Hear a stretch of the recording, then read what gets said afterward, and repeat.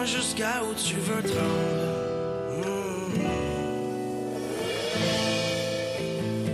T'en souviens-tu? T'en souviens-tu? Dis-moi jusqu'à où tu veux te rendre. Es-tu sûr qu'on va dans le bon sens? Le chaos en effervescence. T'en souviens-tu? T'en souviens-tu? T'en souviens-tu?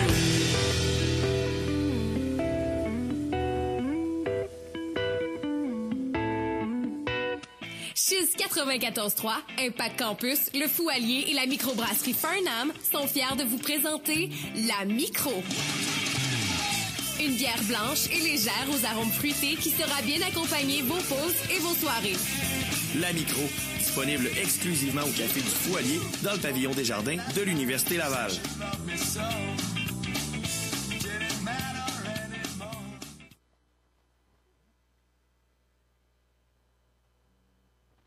Bonheur et vice-versa est une heureuse présentation des services Consulte Options.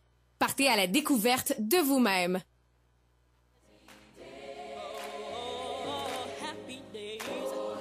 Du bonheur pour une heure avec Annie, Josiane et Maxime. Voici Bonheur et vice-versa.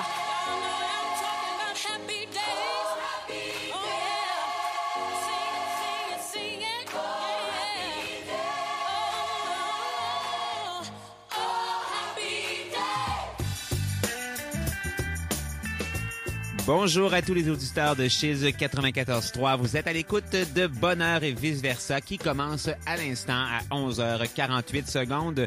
Et je suis en compagnie aujourd'hui de mes deux co-animatrices. C'est le grand retour de Josiane. Bonjour Josiane. Allô. Alors là, la grippe et tout le reste est passé là. Ouais, ben, on voit que tu reviens d'une grande épreuve, mais Ça paraît pas tant que ça, Josiane. Vive le maquillage, Annie. Tu es toute rayonnante. Je suis content que tu sois là pour notre 6e émission. Alors, on peut dire maintenant que notre saison démarre pour vrai, notre saison 2. Bonjour, Annie. Allô, Maxime. Je suis vraiment content de vous retrouver, les filles. Je pense qu'on s'est fait vraiment un petit bonheur en commençant cette émission-là, toujours avec la chanson Oh Happy Day. Justement, je me disais pendant qu'elle jouait, je me tanne pas. Non. Non plus. Non. On espère qu'à la maison, non plus, vous vous tannez pas parce que elle va jouer encore une couple de fois. Hein? Nous, on l'aime. En tout cas, moi, ça commence super bien l'émission. Toutes les fois, je me dis, il y a comme pas plus chanson bonheur que cette chanson-là. Ah, c'est joyeux. Oui, puis en tout cas, ça me rend vraiment heureux aussi d'être avec vous aujourd'hui, les filles. On a une belle émission devant nous. C'est une émission, on peut dire spéciale aujourd'hui. On l'appelle comme ça. Aujourd'hui, on va avoir plein de monde en studio. On reçoit, en fait, les stagiaires de la clinique de counseling et d'orientation de l'Université Laval qui viennent avec leur grande Manitou, on va dire ça comme ça, avec Marie-Claude Gagnon qu'on a reçue avant Noël et qui est la responsable, en fait, de la clinique de counseling et d'orientation, puis qui amène ses petits pits avec elle, puis qui viennent en studio, dans le fond. Oui, c'est ça. Et ils viennent nous parler. Je suis pas sûre qu'ils aimeraient ça, qu'on non, parle d'eux comme sûrement ça. qu'ils nous entendent, sont genre juste au côté. C'est une blague. OK, c'est une blague. On a là. déjà été Poppy, nous autres aussi. Ben, c'est ça, exactement. oui. Puis moi, je le suis encore. Poppy, si je suis au baccalauréat, on s'entend, là. Fait que je suis encore plus Poppy qu'eux autres. T'es un petit Poppy. Oui, c'est ça. Fait que bon, bref, on revient sur la ligne droite, les filles, s'il vous plaît, aidez-moi. Aidez-moi. OK, fait qu'aujourd'hui, on reçoit les stagiaires de la clinique d'orientation et de counseling de l'Université Laval. Ils vont venir nous parler, en fait, de leur vécu, en quelque sorte, et aussi d'ateliers qu'ils préparent et qui vont être, être effectifs dans les prochaines semaines. Ils viennent faire un peu la promotion, en fait, de leur atelier, essayer de vous vendre ça, puis de vous inviter, puis vous allez voir qu'il y en a vraiment pour tous les goûts. Ben, puis à chaque année, les ateliers changent, hein. Fait que ça vaut la peine d'aller regarder à chaque année ce qui s'offre, l'offre de la clinique en termes d'ateliers. Oui, puis peut-être qu'on mettra sur notre Facebook demain, en même temps que la photo qu'on va sûrement prendre avec eux, le lien pour aller vraiment trouver toutes les informations. Donc aujourd'hui, on va dire beaucoup d'informations, mais n'ayez pas peur, il va y avoir un endroit pour trouver ces informations-là d'une façon un peu plus factuelle. On vous mettra le lien sur notre page Facebook, on vous le promet. On va aussi aujourd'hui essayer de démystifier un mythe qu'on n'a pas eu le temps de faire la semaine passée. On aura vraiment le temps pour le mythe. Ouais, ben c'est ça. Il va falloir le prendre à un moment donné. Oui, il va falloir le prendre, en effet. On va essayer de faire ça en fin d'émission. Sinon, on va connaître être la chanson Bonheur d'Annie de la semaine. Oui. Et on commence maintenant l'émission, comme à l'habitude, avec notre petite section Actualité. Capsule bloc-notes. Prends des notes. Nouvelles du marché du travail, actualités d'orientation, événements sur le monde de l'emploi et vice-versa. Capsule bloc-notes. Prends des notes. Tu croyais être subtile, ma belle Josiane, avec ta petite toux enrouée, mais non, ton micro est ouvert et on a entendu ta gorge se délouer. Alors aujourd'hui, ma belle Josiane, c'est toi qui s'occupais de nous trouver notre actualité du jour avec laquelle on va débattre aujourd'hui. Oui. Et de quoi nous parles-tu? Ben, en fait, c'est une actualité qui date de quelques semaines. Là. Puis c'est d'ailleurs Annie qui me l'a partagé sur mon fil Facebook. Ben écoute, on commence à tous savoir que c'est ton sujet sous chouchou, Oui. hein? Fait que... Donc, ça concerne les proches aidants. Aujourd'hui, mon actualité et sachez que en fait, je vous parle je sais pas si on peut dire que c'est une loi, là, mais... Moi, j'appelle ça une bonne nouvelle. Oui, OK, bon. Cette bonne nouvelle-là est effective depuis quelques semaines déjà. C'est l'annonce, en fait, d'une prestation d'assurance emploi disponible pour les proches aidants.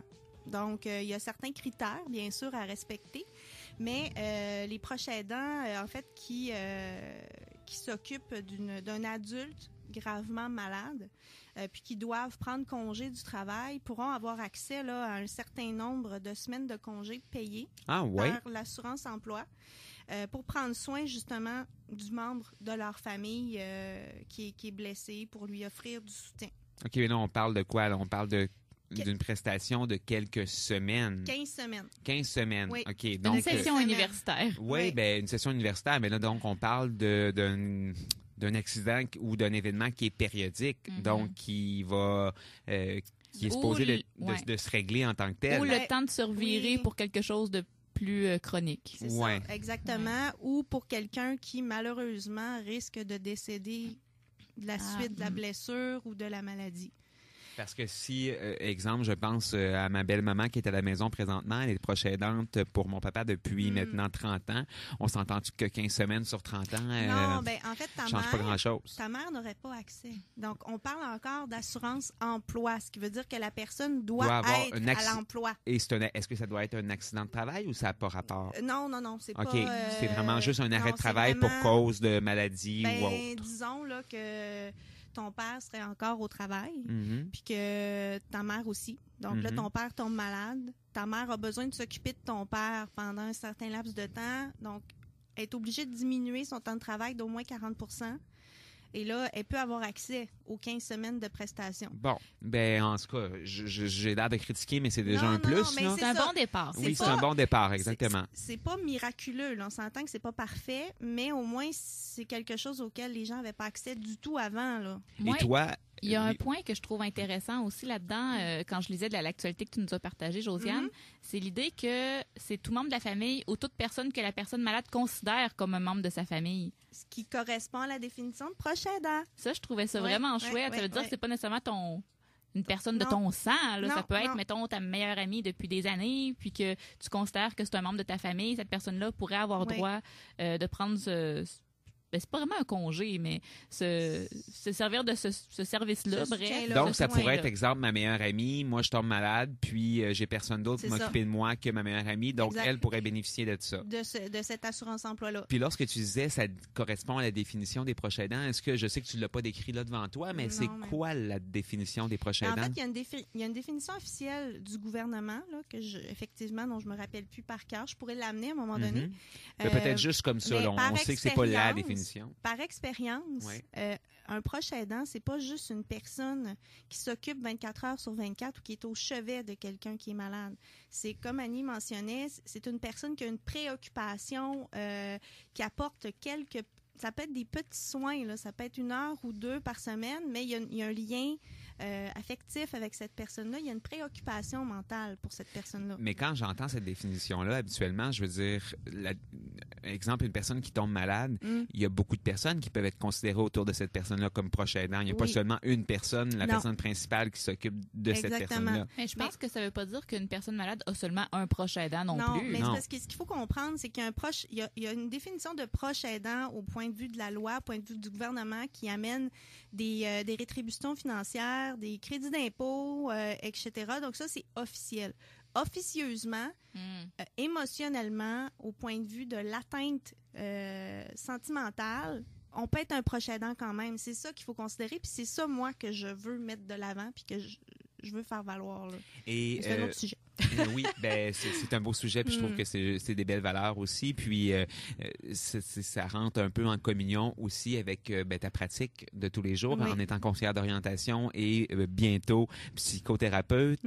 C'est une clientèle que tu reçois dans ton bureau quand même? Mais malheureusement, pas assez. Pas assez. À mon avis. Puis souvent, les gens, ça arrive, ils viennent pour autre chose, puis je leur dis, ben finalement, vous êtes un proche aidant. Non, je suis pas un proche aidant. Ben, avec la définition que vous mentionnez là, vous prenez soin de quelqu'un, etc. Donc, les gens ne se considèrent pas comme proche aidant, mais il y a une charge mentale épouvantable. Mon mot est gros peut-être, là, mais la charge mentale est grande, là, et physique aussi, émotionnelle, etc. Donc, malheureusement, je ne les reçois pas de façon officielle. Ils appellent pas pour aller chercher de l'aide, souvent. Mais aussi, tu sais, que Josiane travaille beaucoup avec des gens pour les aider à concilier leur travail, leur vie de famille, puis les différentes sphères de leur vie. Puis justement, tout ce qui est conciliation travail-famille, les gens pensent toujours à une maman avec ses jeunes enfants.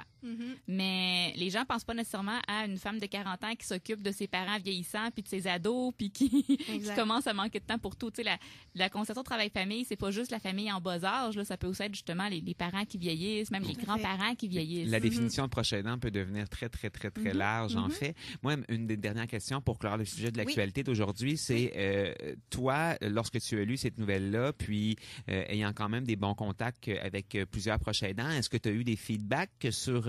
parce que là, mettons, toi, on est content, on dit que c'est quand même une bonne nouvelle, malgré que... Un pas en avant. Bon, c'est un pas en avant, mais les proches aidants en tant que tels, eux, est-ce que tu as entendu des commentaires? Malheureusement, non. En fait, j'ai des rencontres mensuelles avec un groupe de proches aidants depuis des années, là, ça fait presque 10 ans.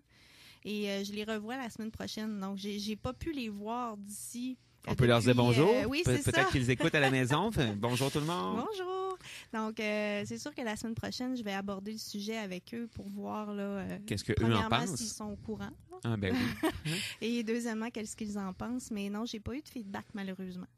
Donc, merci Josiane pour cette actualité. Moi, c'est un sujet qui me touche beaucoup, puis je trouve que c'est un sujet qu'on peut peut-être suivre justement à travers l'actualité. J'imagine que Josiane, toi, tu te fais un devoir de rester alerte par rapport à ce genre de nouvelles-là, par rapport à ce sujet-là. Donc, si jamais ça revient dans l'actualité, puis je t'invite à nous en faire part lors d'une prochaine émission. Puis peut-être, si tu en parles à tes proches aidants, justement, on pourrait avoir un petit retour là-dessus pour voir qu'est-ce qu'ils en pensent dans une prochaine émission. Très bonne idée. Donc, merci beaucoup. On continue en musique maintenant avec Elderbrook et la musique Cold. C'est une musique un peu groovy. J'aime ça commencer l'émission avec une musique qui nous fait danser un petit peu pour nous rendre de bonne humeur. C'est une des missions qu'on s'est donnée de vous transmettre notre joie à toutes les émissions. Alors, dans quelques instants, après cette chanson, on va avoir un studio bien rempli avec les stagiaires de la clinique de counseling d'orientation de l'Université Laval. Vous écoutez Bonheur et vice-versa. Et maintenant, c'est le temps de danser.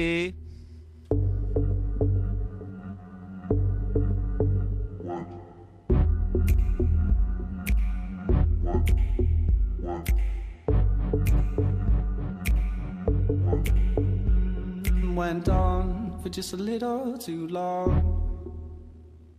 Went wrong when you had to give up your gun. No change, the only thing that you should.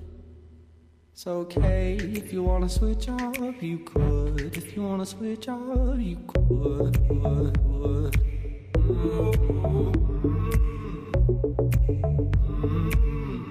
If you wanna switch up, you could.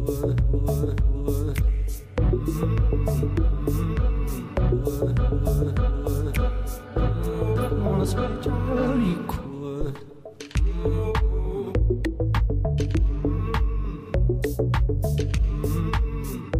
If you wanna switch up, you could.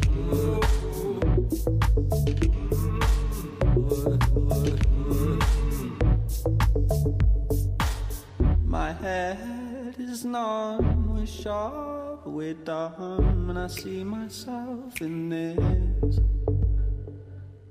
Too far it seems you don't agree, 'cause you need your place in this. Went on for just a little too long. Went wrong when you had to give up, you're gone. No change, the only thing that you should. It's okay if you wanna switch up, you could. If you wanna switch up, you could.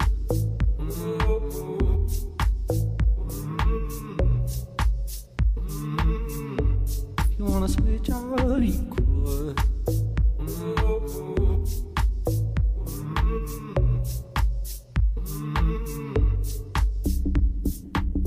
These cards we deal, they're old, so still I see myself in this.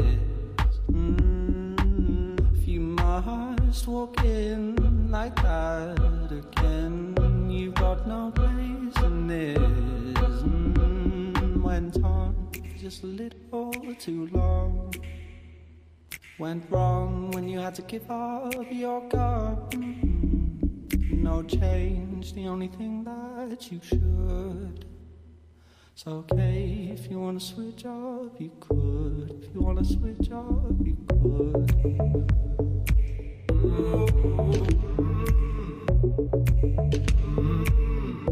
If you wanna switch up, you could.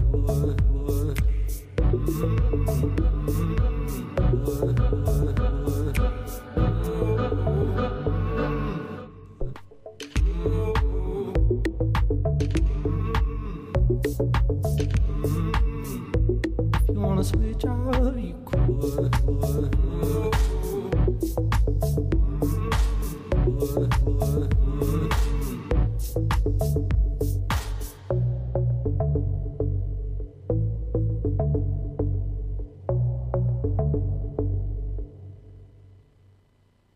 Ce n'est pas toujours facile de trouver un sens à son parcours.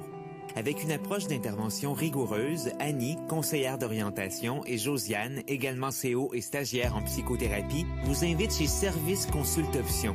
Elle vous offre des services d'orientation, de réorientation, de psychothérapie et de counseling. Venez à la découverte de vous-même, venez chez Service Consulte Option. Pour rendez-vous, 581-300-1455 ou consulteoption.com. Suivez-nous sur Facebook. Vous êtes toujours à l'écoute de Bonheur et vice-versa. Il est 11h16 pour une fois. On est dans les temps, les filles. Je nous félicite.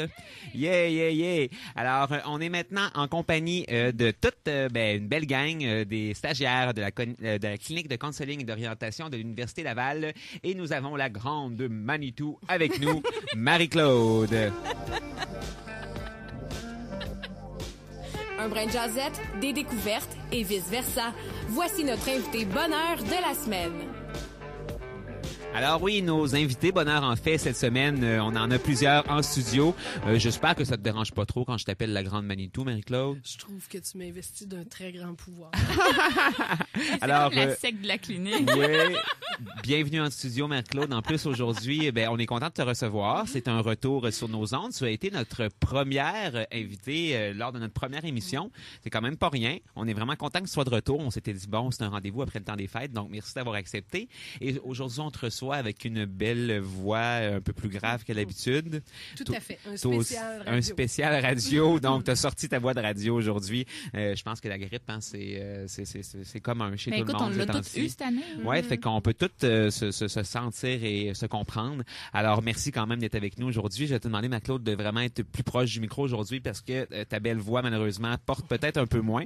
Alors, aujourd'hui, on t'a invité avec ta gang pour une raison quand même très importante pour vous parce que c'est le moment où la clinique de counseling et d'orientation de l'Université Laval a besoin d'un petit peu de publicité pour que les stagiaires puissent avoir en fait une expérience la plus optimale possible au niveau de leur formation. C'est ça. Donc, ils viennent aujourd'hui pourquoi?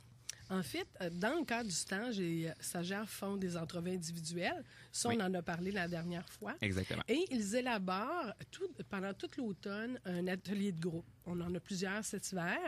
Et les ateliers sont offerts entre les mois de février et avril. Donc, aujourd'hui, c'est intéressant pour nous de faire connaître aux auditeurs de Chiz et à leur réseau qu'est-ce qui est au menu de la clinique.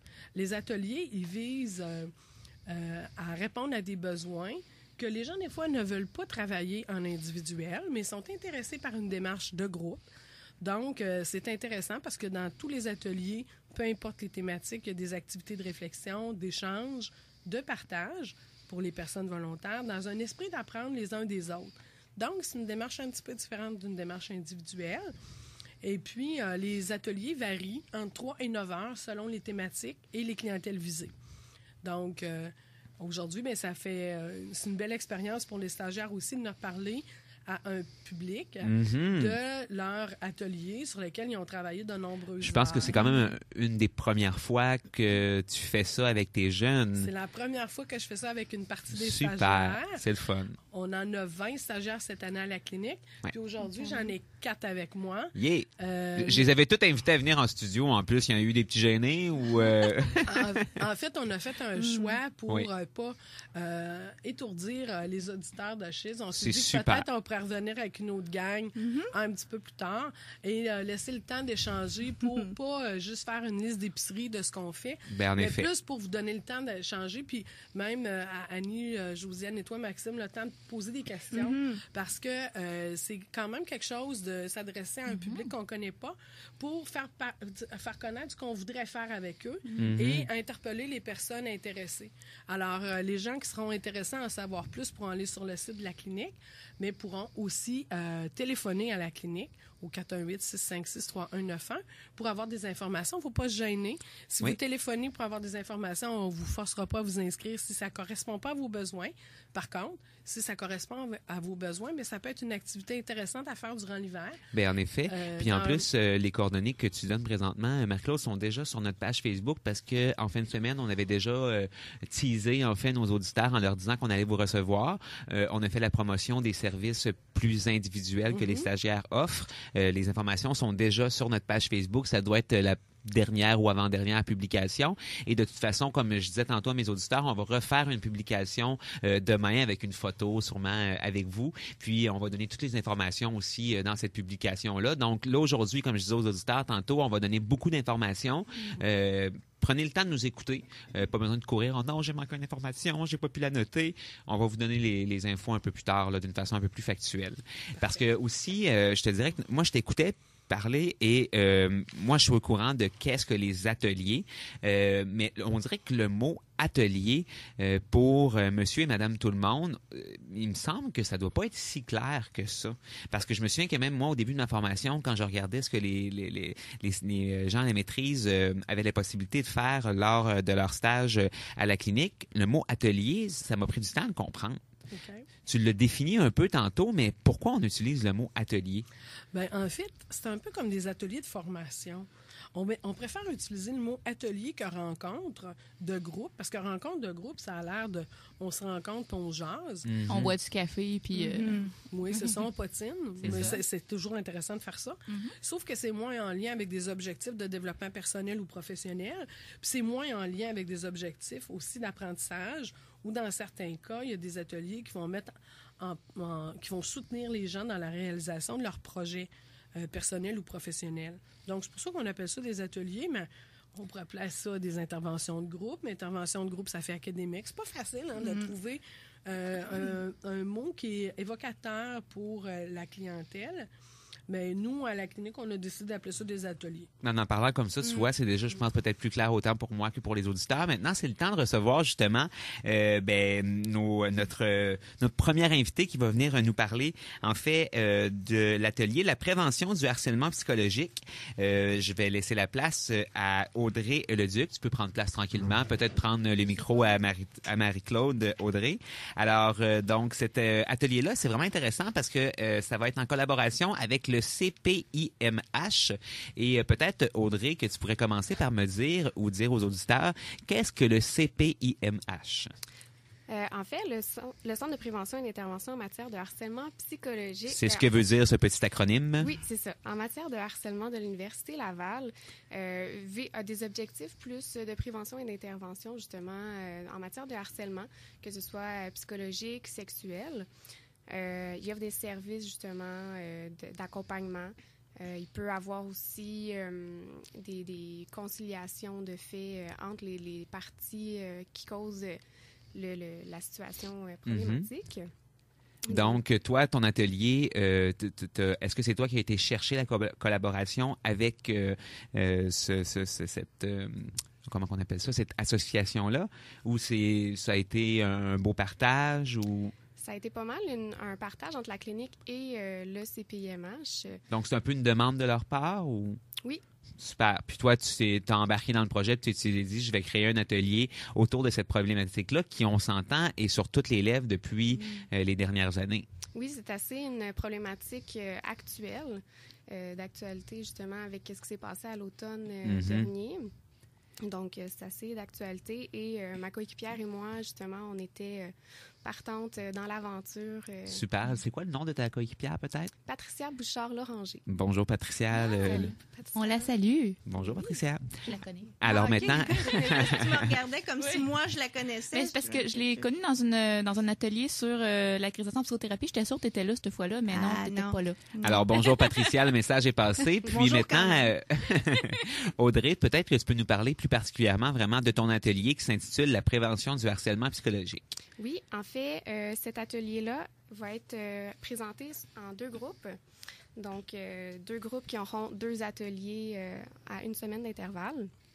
Donc, le premier groupe, c'est le 16 et le 23 février de 8h45 à 11h45.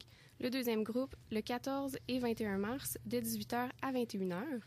La première partie de l'atelier, donc la première date, c'est plutôt une mise en contexte, c'est quoi le harcèlement psychologique. On va différencier un petit peu toutes les formes de harcèlement qui peut se faire. Les distinctions aussi entre de l'abus de pouvoir, un conflit, le harcèlement, tout ça.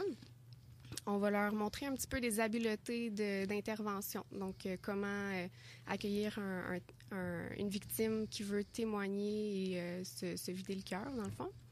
Puis, la deuxième partie, ça va être plutôt pratique. Donc, via des jeux de rôle, on va pratiquer les habiletés et un peu mettre en contexte que ce soit une situation réelle en face de nous, comment intervenir ou comment accueillir une personne et ensuite la référer vers les ressources appropriées. Super, c'est vraiment très pertinent. Puis si j'ai bien compris, c'est toi et ta collègue qui avez vraiment élaboré de A à Z cet atelier-là. Oui, exactement. À quel endroit vous avez acquis peut-être la formation pour avoir la crédibilité ou la cohérence pour le faire? C'est certain qu'on a un cours justement d'élaboration d'un projet d'intervention en groupe et aussi au fil du temps via nos expériences de travail. C'est devenu une thématique qui vous a vraiment touché. Exactement. Et vous avez justement acquis des connaissances à ce niveau-là. Oui, c'est ça. Pour le côté un peu plus théorique, est-ce que vous vous basez sur certaines études en particulier ou... Oui, je les ai pas en tête actuellement. Non, ça c'est plus une question plus générale. Je veux pas des noms, mais c'est plus pour savoir, d'où tire en fait votre enseignement théorique que vous allez donner. Il y a quand même des bases qui sont vraiment qui sont tirées d'études scientifiques. Oui, exactement. Super. Puis, on a aussi relevé une statistique que je trouve assez incroyable. C'est 88% des personnes qui sont témoins d'une situation de harcèlement ou que ce soit physique, psychologique, sexuel, ne savent pas nécessairement comment interagir, donc ils n'interviennent pas. Donc, d'où la pertinence de créer des ateliers en ce sens-là. Exactement. Donc, je pense que c'est un sujet qui vraiment est super pertinent d'actualité, puis qui va peut-être justement être en mesure de faire avancer cette thématique-là, cette cause-là. C'est un peu une cause qui doit vous tenir à cœur, justement, de défendre et d'aider les personnes à être capables de reconnaître à la fois ces événements de harcèlement-là, mais aussi d'être capable de les prévenir, oui, de réagir. Oui, c'est assez présent dans la vie courante, malheureusement. Puis, plus qu'on sensibilise les gens, plus qu'on les informe, qu'on leur montre un peu comment intervenir, je pense que c'est la base pour diminuer le harcèlement psychologique et toute forme de harcèlement. Mais personnellement, ça me semble d'autant plus pertinent que, tu sais, si tu dis que c'est à peu près 88% des gens qui ont été témoins puis qui savent juste pas comment réagir, tu sais, ça veut dire que votre atelier est une belle occasion de s'outiller aussi pour si jamais on a déjà été dans une situation comme ça ou qu'on veut éviter de pas savoir, de figer, de pas savoir quoi faire si on se retrouve dans une situation comme ça, ben appelez à la clinique puis faites leur atelier. En effet. Puis, la dernière question que j'aurais, c'est qu'il n'y a pas de dernière... prochainement, oui, excuse-moi, vas-y. T'es là, je te regardais pas, oui, t'es caché derrière mon écran. Vas-y, Josiane. J'ai une petite question pour madame.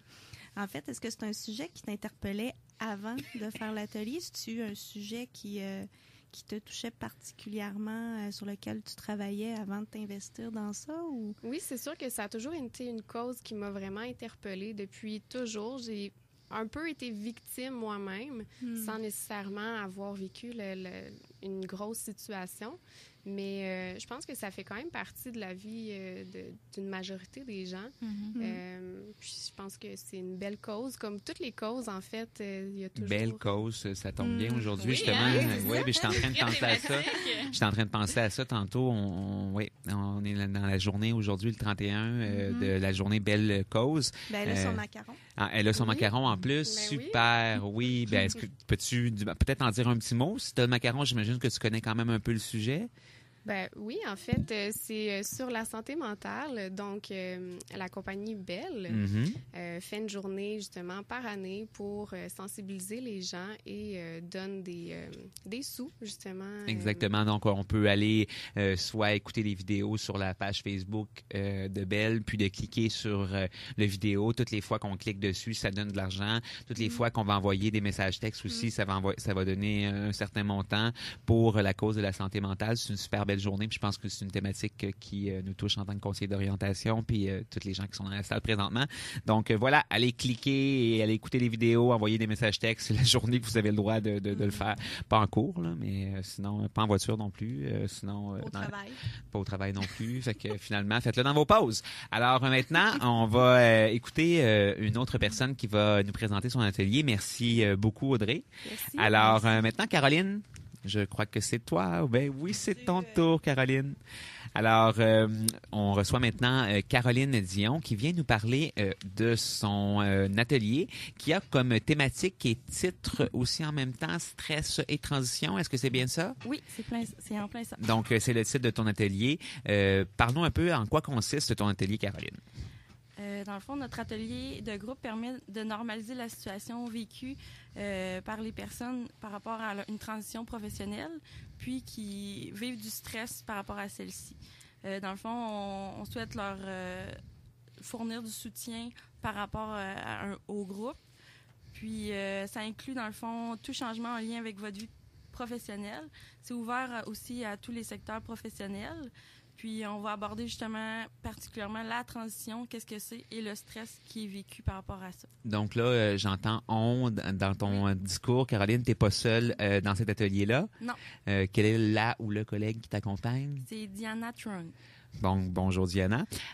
Donc, vous allez animer toutes les deux cet atelier-là dans les prochains temps. Est-ce qu'on connaît les dates? Oui. L'atelier va se dérouler le 15, 22 février et le 1er mars. Super. Puis, la façon de s'inscrire, de toute façon, on l'a dit tantôt et on va le répéter aussi en fin d'émission. Et qu'est-ce qui va se passer concrètement dans ces ateliers-là? Donc, pour la première séance, les participants, dans le fond, on va les amener à explorer ce qu'est une transition. Et celles qu'ils vivent actuellement. Ensuite, nous allons aborder justement la théorie des 4 S de Schlossberg, des éléments qui peuvent améliorer le phénomène de transition. Puis, dans le fond, c'est ça. On va... Excusez, je suis déconcentrée. Ben oui, c'est pas grave. Hein? Il se passe beaucoup de choses en studio. Quand c'est la première fois que tu fais de la radio, je le sais, on est là, puis on écrit, puis on se fait des petits messages. Non, Caroline, on est concentré sur toi. Vas-y. Okay. Les auditeurs sont pendus à tes lèvres. Donc, à l'aide de la théorie de Schlossberg, on souhaite justement outiller les participants pour qu'ils puissent l'intégrer à leur vie personnelle pour mieux vivre justement le stress durant leur transition professionnelle. Donc, si je comprends bien, encore une fois, on a un beau côté à la fois théorique et à la fois pratique. Oui, en plein ça. Super. Et est-ce qu'il y avait peut-être autre chose que tu voulais dire autour de ton atelier? C'est sûr et certain que la première séance, ça va être plus au niveau de la transition. La deuxième, on va plus davantage axer sur le stress. Puis, il va y avoir toutes sortes d'activités intégrées au travers de la théorie pour justement que ce ne soit pas trop lourd puis que les personnes puissent l'intégrer. Super. Bon, mais merci beaucoup, Caroline, pour la présentation de ton atelier. Alors maintenant, on va aller en musique pendant quelques instants pour reprendre notre souffle. Des fois, j'oublie que les gens, c'est leur première fois à la radio. Puis je suis comme, ah ouais, je vous show ça. Ça va bien? Je suis pas trop méchant? Non. Non, ça va? OK. Alors, on continue. T'as pas de micro devant toi, Josiane. Annie, peut-être que tu peux me rassurer? Moi, je te trouve démoniaque. Bon, super. J'aime ça être démoniaque. Alors maintenant, on s'en va écouter I Ounce. C'est une musique un petit peu lounge qui va vous donner peut-être le goût de planer. Et on revient dans quelques instants avec la présentation de 2 autres ateliers. Vous êtes à l'écoute de l'émission Bonheur et vice-versa à Chiz 94.3.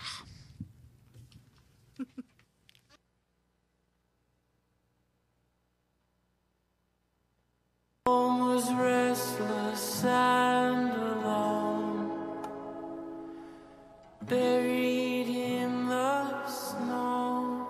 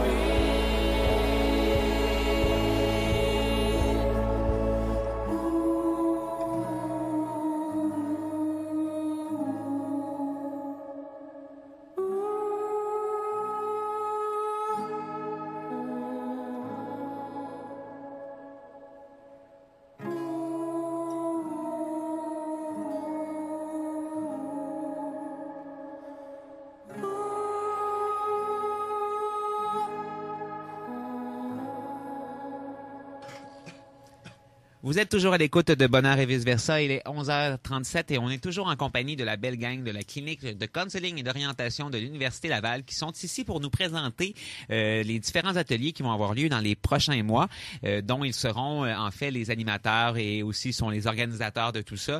Donc, je pense que c'est un gros projet dans leur parcours à la maîtrise et dans tout leur parcours universitaire. Je pense que ça doit être un beau moment, un bel accomplissement. Donc, on les reçoit aujourd'hui pour en faire la promotion et on continue la présentation de cet atelier avec Dave Bouchard qui est avec nous présentement. Oh, pas tout à fait. Non, c'est Vincent Turgeon. Vincent Turgeon, oui, excuse-moi. Alors, Vincent. Pas loin, il y a juste une couple de lettres de différence. Non, c'est ça, c'est pas pire, pas pire. Alors, Vincent, bienvenue à Chiz. Tu viens nous présenter l'atelier La transition vers la retraite. Oui, exactement. Donc, c'est le fun que tu viennes nous présenter ça aujourd'hui, je trouve, parce que souvent, c'est une facette, je pense, de l'orientation que les gens connaissent peu. En fait, que les conseillers d'orientation peuvent aussi accompagner les gens vers leur processus, vers la retraite. Est-ce que c'est en fait un peu une des bases de ton atelier? Oui, exactement. En fait, notre atelier, c'est spécifiquement la préparation psychologique à la retraite. Super. Donc, c'est vraiment dans le but d'accompagner les gens vers cette grande transition qui s'en vient pour eux. Ça s'adresse en fait à toute personne de 50 ans et plus qui désire justement avoir plus de trucs, être outillé pour passer à travers cette transition-là. Est-ce que tu voulais que je te le décrive tout de suite? Ou... Oui, ben vas-y, t'as même pas de papier devant toi. J'étais juste en train de me dire que t'étais super bon, je te laisse la place. Il n'y a pas de problème, pas de problème. Bon, ben justement, faire ton poste avant de rentrer. Non, c'est pas Alors oui, parle-nous peut-être plus en profondeur de qu'est-ce qui va se passer durant cet atelier. Oui. Donc, comme j'ai dit, préparation psychologique à la retraite. Donc, ça va se dérouler en 3 temps. C'est 3 ateliers, un par semaine. Le premier atelier, en fait, c'est vraiment, on fait vraiment un retour sur la carrière. Donc, soit la carrière et aussi la vie personnelle. Donc, qu'est-ce qui a été fait? Ça a été quoi les accomplissements? Les choses que les gens auraient aimé accomplir? Est-ce qu'il y a déjà eu des transitions importantes? Comment les intérêts ont évolué? Comment les valeurs ont évolué? Donc, c'est vraiment de porter un regard réflexif sur un peu le passé. Dans le but, justement, au deuxième atelier, de se tourner un peu plus pour le présent puis de se dire, là, on a regardé ce qui s'est fait en arrière. Là, on va voir, là, aujourd'hui, en fonction de ça, c'est quoi c'est mes intérêts. Est-ce que c'est des nouveaux intérêts que j'ai laissés de côté que là, je voudrais développer pour ma retraite? Est-ce que c'est les mêmes intérêts? Moi, j'adore ce que je fais, je veux continuer à en faire à temps partiel. Mes valeurs aussi, est-ce que c'est les mêmes valeurs? Les rôles aussi vont être appelés à changer parce que pour beaucoup d'individus, les gens se définissent en fait souvent par leur travail. Puis pour beaucoup de personnes, ils vont perdre ça à la retraite. Donc, les rôles vont être amenés à changer. Ce qui va nous amener au 3e atelier, là, à vraiment se pencher plus sur le projet. Donc, on va amorcer la réflexion avec les gens pour leur dire, qu'est-ce qui, en fonction de tout ce qu'on a vu, en fonction de vous par le passé, de vous présentement, ce serait quoi les projets que vous pourriez vous donner pour la retraite? Ce serait quoi les objectifs? Comment vous pensez pouvoir les réaliser? C'est quoi les ressources dont vous disposez, autant en vous-même que dans votre environnement, pour pouvoir établir ce projet-là? Puis c'est pas mal ce qui fait un peu notre atelier en 3 séances là, pour vraiment outiller la personne pour cette transition-là. Super, c'est super clair comme information. Puis je pense que ça ressemble un peu à un processus d'orientation qu'on pourrait vivre avec une personne aussi en individuel.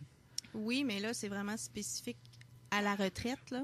C'est des sujets, en fait, je pense que c'est abordé peut-être un petit peu différemment. Mais oui, c'est les thèmes sont similaires. Là. Exactement, ça reste un peu comme Caroline l'a mentionné tantôt, son atelier porte sur les transitions. Ça reste une transition. C'est seulement que nous, on va être spécifiquement sur le thème de la retraite. Puis nous, on va le faire aussi autant par des réflexions individuelles. Donc, les personnes vont être amenées à réfléchir pas sur eux-mêmes, mais pas seulement ça. Il va y avoir beaucoup de discussions de groupe, de partage, comme Marie-Claude l'a dit tantôt. Si les gens veulent partager, ils vont être invités à le faire. Ils sont pas obligés, mais ils vont être invités à partager. Puis il y a beaucoup de petites activités aussi ludiques. C'est pas seulement papier-crayon. Donc, je pense que ça va être bien intéressant. Mais c'est le fun aussi parce qu'avec en fait, le cumul des 3 ateliers qu'on a présentés jusqu'à maintenant, on peut voir que les ateliers de la clinique s'adressent à un très large public et très diversifié. Avec ton atelier, Vincent, on a une clientèle qui va être peut-être un peu plus âgée, qui vont être près de la retraite. Sinon, avec l'atelier de stress et transition, je pense que ça peut être complètement n'importe qui, là, de 0 à 99 ans, peut-être pas 0, en tout cas. Les gens qui se préparent pour une retraite aussi peuvent aussi participer à cet atelier-là. Exactement. Donc, on peut participer à plus d'un atelier. Et exemple aussi, avec l'atelier de la prévention du harcèlement psychologique, là, on va s'adresser, par exemple, à une clientèle qui est étudiante parce que l'atelier en fait, Audrey nous a présenté tantôt est exclusif aux étudiants de l'Université Laval. Donc, on voit qu'on va vraiment dans tous les sens, là. Puis, je trouve que cette diversité-là est vraiment intéressante. Oui. En fait, moi, j'ai une question pour monsieur. Pour Vincent? Oui. En fait, là, tu parlais de la clientèle 50 ans et plus qui veulent préparer leur retraite, mais est-ce que c'est ouvert aussi aux gens qui ont déjà pris leur retraite, mais qui n'ont pas fait ce processus-là, puis qui se rendent compte après 1 an ou 2 qui auraient peut-être dû avoir un processus ou un suivi. Exactement, puis qui s'ennuient, là, c'est souvent ça. En fait, que moi, j'en ai là, des gens comme ça à quelques reprises. Oui, exact. Et souvent après la lune de miel, là, après un an, comme on dit, genre, là, j'ai rien fait, là, ça me fait du bien, mais là, je commence à me tourner les pouces. Puis ils ont jamais, n'importe qui est à la retraite, mais qui a jamais fait cette réflexion-là préparatoire, justement, c'est une occasion aussi. Fait que si vous êtes à la retraite depuis plusieurs années, puis là, vous dites, j'ai jamais vraiment pensé, j'ai pas trop de projets, ça pourrait aussi s'adresser à vous sans problème. Super, l'invitation est lancée. Merci beaucoup, Vincent. Maintenant, on va continuer avec l'atelier de Dave Bouchard qui s'appelle Les tournants de l'existence et projets de vie. Bienvenue à l'antenne, Dave. Merci. Merci d'être là aujourd'hui. Alors, peut-être commence par nous expliquer un peu en quoi consiste ton atelier, parce que pour moi, là, vite comme ça, tournant de l'existence et projets de vie, c'est peut-être pas très clair, peut-être aussi pour les auditeurs à la maison. Donc, vas-y, éclaircis-nous ça. Effectivement, c'est quelque chose d'assez large. Pour résumer, c'est un atelier qui s'adresse à des personnes de 25 ans et plus qui vivent des insatisfactions par rapport à leur scénario de vie actuellement.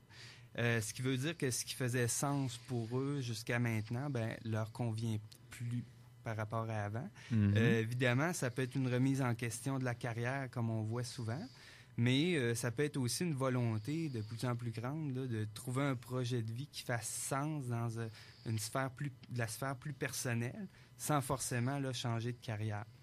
Évidemment, dans un cas comme ça, le rapport au travail de la personne va changer parce que le projet de vie central s'est déplacé de la carrière à la vie personnelle. Ça peut être l'inverse aussi, de vouloir s'investir davantage dans sa carrière. Puis une remise en question comme ça, c'est souvent déclenché là, par plusieurs transitions importantes dans la vie. Ça peut être la naissance d'un enfant, ça peut être un divorce, des fois la perte d'un être cher, le départ des enfants aussi, parce que le rôle qu'on va être appelé à jouer avec eux va changer, ou encore une dépression ou un épuisement professionnel qui amène à se repositionner sur notre travail. Vous vous demandez peut-être un peu comment ça va se faire concrètement en termes de... Qu'est-ce qui va se passer justement dans ces ateliers-là? Parce que là, je pense qu'on comprend bien justement la thématique. Qu'est-ce que les gens vont être invités à faire durant les ateliers? Bon, dans le fond, ça offre cet atelier-là une opportunité de faire une démarche en 3 temps. D'abord, de faire le bilan de vos expériences passées. Je vais y revenir tout à l'heure. Aussi, d'approfondir votre identité. Puis de construire vraiment un énoncé de projet de vie qui est personnalisé pour vraiment vous projeter dans l'avenir. Là où je voulais en venir sur le bilan des étapes de vie qui ont déjà été franchies, c'est que ça permet de revisiter certains éléments du passé qu'on a pu mettre en dessous du tapis, mais qui pourraient amener des blocages là, qui pourraient entraver des projets d'avenir si jamais ils ne sont pas bien assimilés. Ensuite, l'approfondissement de l'identité, c'est surtout, il y a le côté peut-être plus connu, mais il y a aussi notre face cachée qui est importante à découvrir parce que si on ne s'ouvre pas à certains côtés de nous-mêmes ou qu'on s'emprisonne dans un rôle, peut-être qu'il y a certaines avenues qu'on va venir se bloquer naturellement. Je vais t'inviter par la suite, Dave, peut-être aller un petit peu plus rapidement avec qu'est-ce qui va se passer dans les autres ateliers. Absolument. Par la suite, pour finir, on va vraiment construire un énoncé de projet de vie personnalisé qui tient compte, oui, de ce qu'on est devenu, aussi du fil conducteur de nos expériences. C'est très important pour voir qu'est-ce qu'il ne faut pas perdre de vue dans nos projets. Parce qu'il ne s'agit pas d'endosser un rôle, mais vraiment de voir un petit peu comme la musique, quelle mélodie on veut jouer dans le monde, puis de constater qu'il y a peut-être différents rôles, différents instruments qui peuvent le permettre, là, sans que l'essence du projet de vie soit changée. Super, mon Dieu, j'aimerais ça parler aussi bien tout le long de mon émission. J'adore les images que tu fais qui sont aussi un peu en lien avec l'émission de radio. Donc, c'est une invitation à tous ceux qui veulent aller participer à cet atelier-là. Peut-être qu'on peut reprendre place, les filles. Annie, reprendre ton micro. Annie n'est pas disparue, elle est toujours parmi nous, tout le monde, inquiétez-vous pas. Marie-Claude, je te laisse reprendre ta chaise. Alors, on va clore ça en beauté. Mais on dit que ça passe vite, une émission de radio. C'est incroyable. J'ai l'impression que ça fait 2 secondes qu'on est assis tous ensemble. C'est fou, hein? C'est fou. Alors, Marc-Claude, il y a finalement un atelier que toi, tu voulais présenter au nom d'un étudiant qui ne pouvait pas être là, je crois, aujourd'hui. Alors, cet atelier se nomme « Oser s'affirmer, influencer, persuader et prévenir des conflits au travail ». Effectivement, c'est un atelier qui se déroule le 15, 22 février et 1er mars en soirée.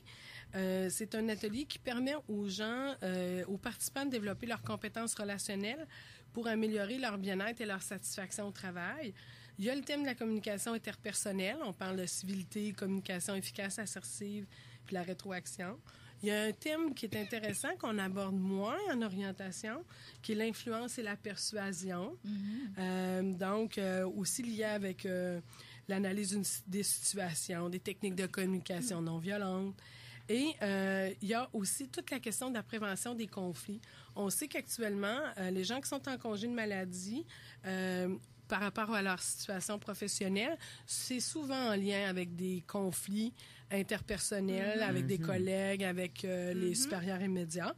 Donc, les personnes qui seraient intéressées par cet atelier-là peuvent communiquer avec la clinique. C'est un atelier qui, comme les autres qu'on a abordés, s'adresse à une clientèle, dans le fond, qui est en situation de travail, qui pourrait avoir 18 ans et plus, si on veut. On s'entend que la thématique de la souffrance au travail, que ce soit pour les raisons qu'on a énoncées tantôt ou pour d'autres raisons, est une thématique qui est sur toutes les lèvres aussi dans les dernières années. Donc, je pense que c'est un atelier qui est vraiment très pertinent. Si on peut faire une petite conclusion par rapport à tout ça, Marie-Claude, peut-être exemple, rappeler où on peut appeler pour réserver et tout ça. Bien, je pense que ce qui est important pour les gens qui veulent peut-être plus voir qu'est-ce qu'on offre à la clinique, ils peuvent aller voir sur le site de la clinique, le site web qui est www.fse.ulaval/counseling ou sur le site de la Faculté des sciences d'éducation. Exactement. Vous pouvez téléphoner au 88 656 3191. Vous laissez votre nom. Les stagiaires qui sont responsables des ateliers vont vous rappeler, vont répondre à vos questions. Donc, c'est eux qui s'occupent de tout le processus. Ils montent l'atelier, ils vont donner l'atelier, ils font les réservations. Donc, vraiment, ils sont très autonomes à ce niveau-là. C'est ça. Puis, les coûts sont quand même très raisonnables pour les ateliers. Il y a l'atelier pour les étudiants sur la prévention du harcèlement psychologique, les étudiants de l'Université Laval, qui est gratuit et donné en collaboration avec le CPIMH. Sinon, les coûts sont minimes et il faut absolument s'inscrire avant le début de l'atelier pour aider les stagiaires à avoir une expérience positive et avoir un nombre de participants qui est facilitant pour l'animation et aussi pour que les participants aient le temps d'échanger entre eux. C'est important, ce sont des petits groupes et c'est ce qui fait que les gens apprécient ces ateliers-là, non seulement par le contenu, la qualité, puis nos stagiaires sont bons, ils ont déjà plusieurs mois d'expérience en intervention, mais c'est aussi des petits groupes de 8, maximum 10 personnes, des fois 6. Alors, ça donne le temps d'échanger. C'est un temps que les gens peuvent prendre pour prendre soin d'eux. Ça va tout à fait avec le thème de votre émission, Bonheur, vice-versa. Absolument. Donc, Mais c'est sûr que oui, justement, bonheur et vice-versa, parce que ça va faire peut-être du bien justement aux personnes qui vont y participer. Mais ça ne veut pas dire que la raison pour laquelle on y va au départ, c'est une raison qui est joyeuse, parce que des fois, il y a des ateliers qui vont aller peut-être plus dans des sujets qui sont un peu plus durs, qui sont un petit peu plus arides et tout, mais le but, c'est de sortir de là avec un bien-être qui est peut-être un peu plus élevé qu'au départ lorsqu'on est arrivé à l'atelier. Les gens qui viennent aux ateliers ne sont pas nécessairement mal pris, entre guillemets.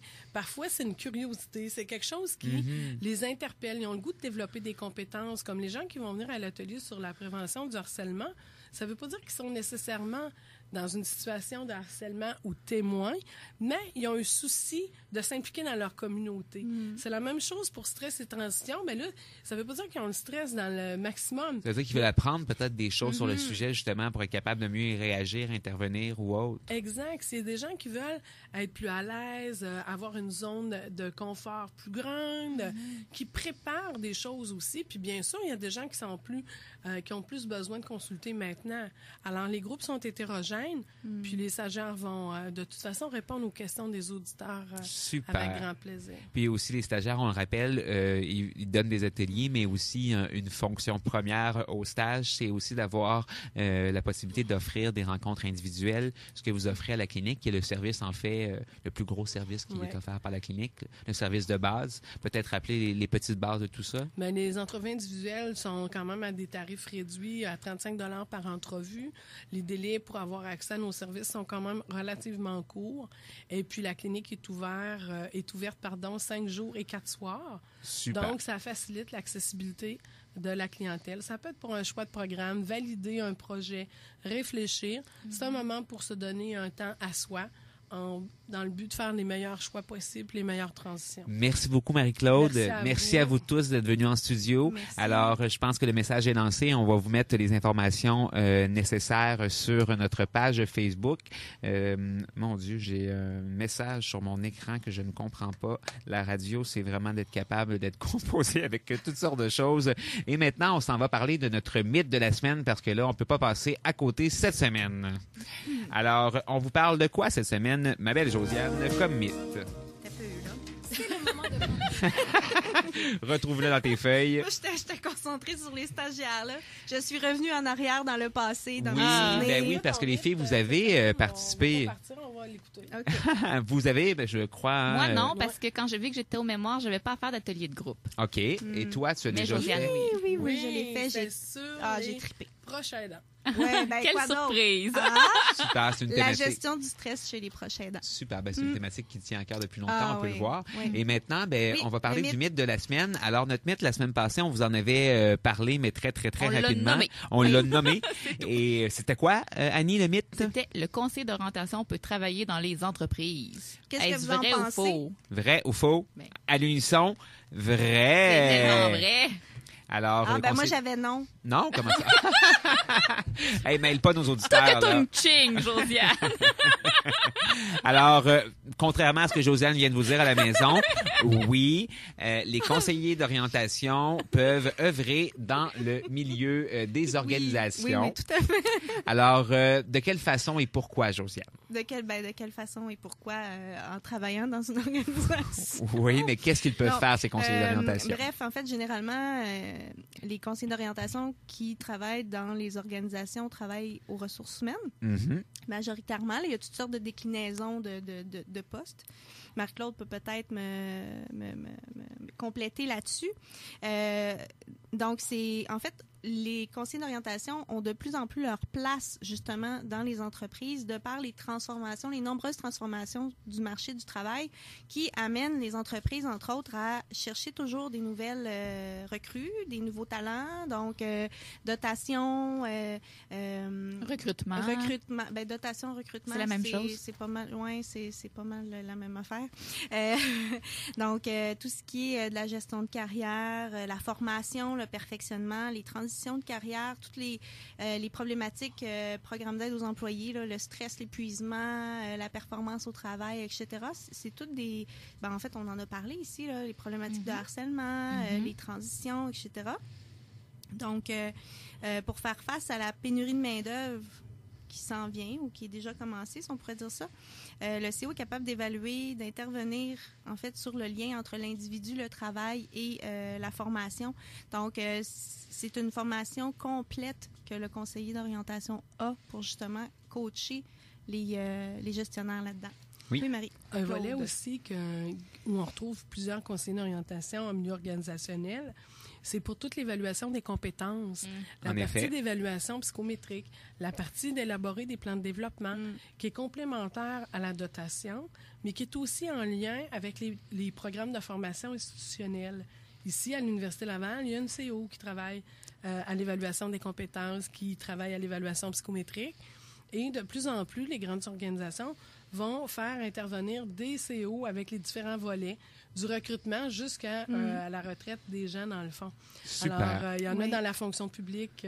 C'est une formation, la formation d'orientation, qui est intéressante parce que chaque personne peut y donner sa couleur et développer une expertise. D'ailleurs, Josiane et Annie en sont des beaux exemples, puis nos stagiaires vont en être des bons aussi sur d'autres secteurs d'activité. Exactement. Donc, ça nous prouve à quel point la profession vraiment et la formation en orientation peut nous amener à travailler dans toutes sortes de milieux. Et c'est un peu notre mission, nous, à Bonheur et vice-versa, de démystifier ça. Et dans les prochaines semaines, on va justement recevoir des invités qui travaillent dans le milieu organisationnel, qui vont peut-être pouvoir venir en rajouter justement à la démystification de ce mythe-là. Oui, parce qu'il y a encore du travail à faire là-dessus, là, du côté des employeurs. Maintenant, les filles, je vous coupe la parole parce que c'est le temps de clore l'émission. Alors, c'est parti.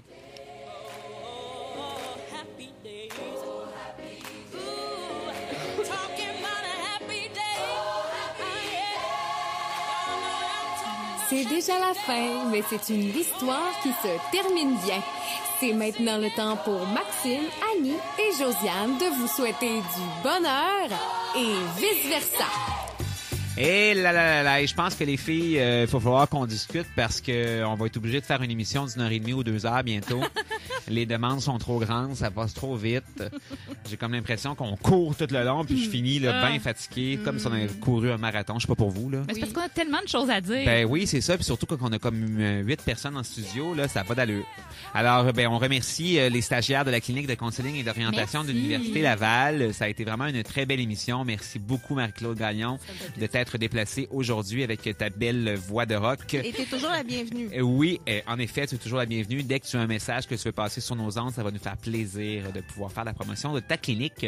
La semaine prochaine, c'est la semaine de prévention du suicide du 5 au 9 février et on reçoit Marie-Ève Simard qui va venir nous parler. Oui, c'est une de nos amies à moi et Annie, une de nos collègues et qui va venir nous parler en fait de la semaine de prévention du suicide, d'un de ses sujets, en fait de son sujet de doctorat qui est en fait les microagressions envers la communauté LGBTQ en milieu de travail. Ça va être vraiment super intéressant. Je pense qu'encore une fois, on va avoir une entrevue qui va durer beaucoup plus longtemps qu'elle est supposée durer. C'est sûr. Sinon, c'est le début d'une belle collaboration aussi la semaine prochaine avec le SPLA. Jean Poirier était venu nous voir avant les fêtes pour nous parler du service de placement de l'Université Laval.